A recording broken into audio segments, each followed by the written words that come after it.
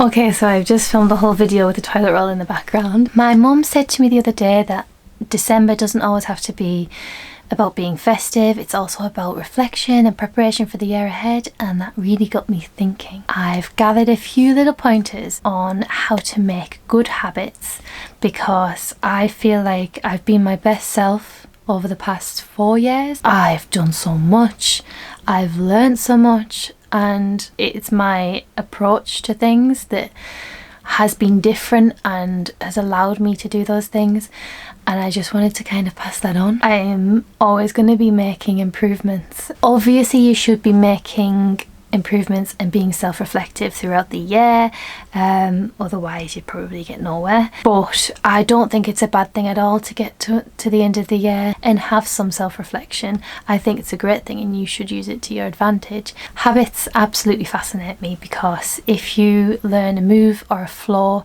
in jiu-jitsu and you practice it enough times, you don't even have to be thinking about it while you're doing it. And if you sing a song that you've sang a million times, you don't even know what the next words are, but your subconscious does. And to me, making good habits is about utilizing your subconscious. As long as you've put in the work consciously for long enough, your subconscious is just like, I got it now, leave it with me. Gotta be using that. And people say it only takes 30 days to make a new habit, but I think that sounds quite daunting still. So these little pointers are going to be to make the 30 days a little bit less daunting and just allow you to be able to make some great habits in 2024. The first thing, I've actually been doing this a lot recently, and it's for those days where you just have a little bit less oomph. You haven't got a lot to give that day and it just feels like a big task to start something. I leave things in my own way and leave things in plain sight. If I have a lot of editing to do and it just feels like a big job, I feel a bit overwhelmed maybe, I'll just get the laptop out, whack it in my way on my bed so I can't get in the bed, and then I go off and make a cup of tea and chill out for a second, get distracted, get sidetracked, whatever, and allow myself to be sidetracked as well. It's not the end of the world. And then I'll come back and I'll see the laptop in the way and I'll be like, yep, I'll do that now.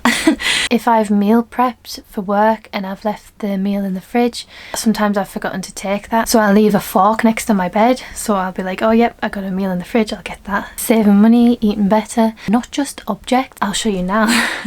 I had George's face on my lock screen for a while, and then I was like, customers are going to think that's weird. Also, I really want to be tracking the Aurora Borealis on the Aurora Borealis Watch, I think that's what it's called, UK. It's a website where you can track the activity, and I kept forgetting to track it, and then everyone was posting their photos on Facebook and I still haven't seen the Northern Lights.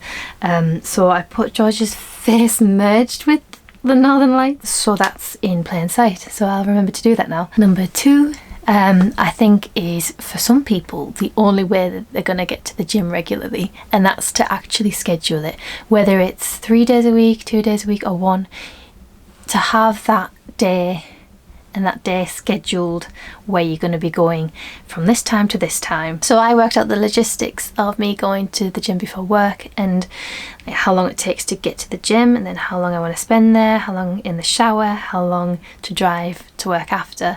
So that's scheduled into my day. I wake up every morning with that intention, like this is what we're doing today, and rather than the option being the gym, the option is not going to the gym, because I think it's still important to give yourself that option and let yourself decide whether you want a day off that day.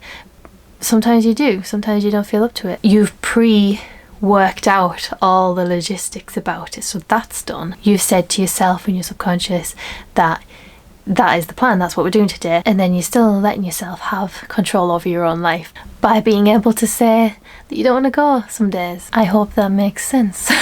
Number 3 is to do the first tiny little step. This is a bit similar to the first point. It's more physically starting a task. For me with jiu-jitsu, I did some solo drills before going along to class, partly because it was lockdown and classes weren't on. For people who maybe don't want to jump straight into something, starting to develop a skill of being able to punch with proper form or kick with proper form before going along to a kickboxing class, for example, or starting yoga yourself. Obviously doing things off your own accord independently can be a task in itself, because then you have to make sure that you're doing it, but that also links back to point 2 of scheduling it. If it's official and you've got the time window and you've worked it out that it'll take this long, and maybe if you use the third point, I think I'm getting these numbers right, and then you leave the gloves, the boxing gloves in the way, it all kind of meshes into one, and it's a recipe for doing the thing. Sometimes for this one, for doing the first step, sometimes for me that's just research, because then it snowballs and it starts your brain thinking about the thing. Maybe in a couple of days' time you'll be inclined to do something more physical about it, but the research has kind of initiated that. I think we're on number 5 now. And that is something that I mentioned back in my birthday vlog, which is to make the choices that your future self would make. So you're gonna think about where you want to be, what your lifestyle is going to be like in the future, and then making every choice, making it as if you were them already, because you are them, you're just them a little bit earlier on. And if you make the choices that your dream self would make, then you are them. It's as simple as that, and that's how you will get to be them. It's not by wishing and hoping that you were that kind of person, it's by physically acting like them. And number 6 is to understand and accept that it doesn't have to be all or nothing. Some mornings, because I've stayed up too late the night before, I do it a lot, I can't get up for the life of me, especially in winter when it's still dark and it's bloody freezing. I'll be getting up late and I'll be like, should I even bother going to the gym? The answer is yes. Not always, but most of the time I'll go along on those certain days where I've not got much time, and I'll do the best squats that I've done in months, for example, because you've got such a short window to get something quality out of you. For me, it's been a source of motivation, and I've lifted heavier or I've done more reps than I have done in the past, and then you know that it's going to be over quicker. You're going to get to rest really soon, so may as well push. For me, that's worked really well. It also drills in that the plan and the expectation is to go to the gym, and the one-off option is to not go, rather than it being the other way around. Don't know if I covered this could be 7, but I wanted to talk about humility and embarrassment, because I feel like I'm in control now, because I am in full acceptance of embarrassment being a very likely possibility each day. And now it doesn't bother me. I'll turn up to a class for something that I've never done before, and it doesn't faze me because I've done it loads before. I've embarrassed myself a lot, and I've leaned into that over the past couple of years especially, and I think that's where a lot of my freedom has come from, just accepting that I'm gonna be a fool sometimes. To wrap this up, I also wanted to say you can't work on everything all at once, which is a little bit frustrating because you want to be all these things right now or tomorrow, but that is the beauty of it.